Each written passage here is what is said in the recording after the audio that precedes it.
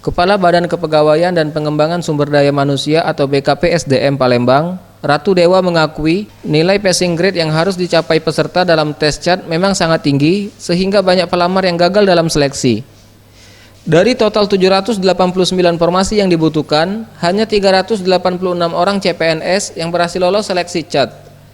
Untuk memenuhi kekurangan tersebut, BKPSDM Palembang telah menyurati Kemenpan RB dan pada 29 November 2018 akan diadakan rapat dengan BKN dan Menpan untuk mengkoordinasikan ketentuan yang akan digunakan terkait kurangnya jumlah CPNS yang lulus pada SKD.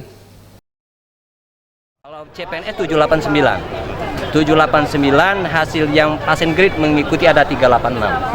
Nah, 386 ke 789 kan ini belum memenuhi.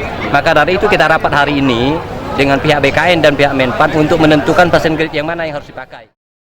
Setelah melewati tahapan tes Computer Assist Test atau CHAT, seleksi kompetensi dasar SKD, para CPNS akan melanjutkan tes ke tahapan seleksi kompetensi bidang atau SKB, di mana pelaksanaannya menunggu keputusan Kemenpan RB dan BKN.